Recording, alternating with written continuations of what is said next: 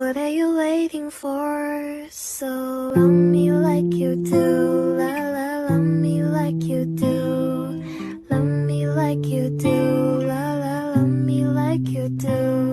Hello. So today I'm gonna just teach you how to draw a mouth. Add a layer.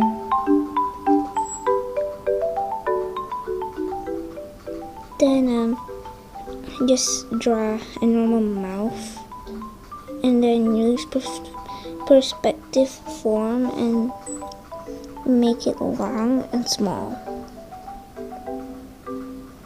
Then use airbrush normal and erase the middle of the mouth.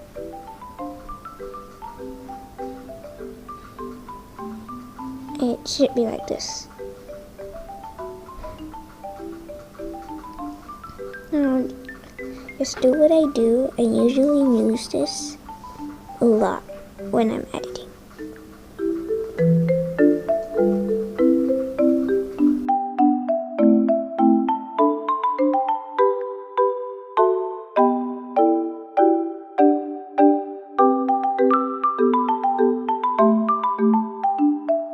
If you are done, just go layers and adjust the mouth by using perspective forms.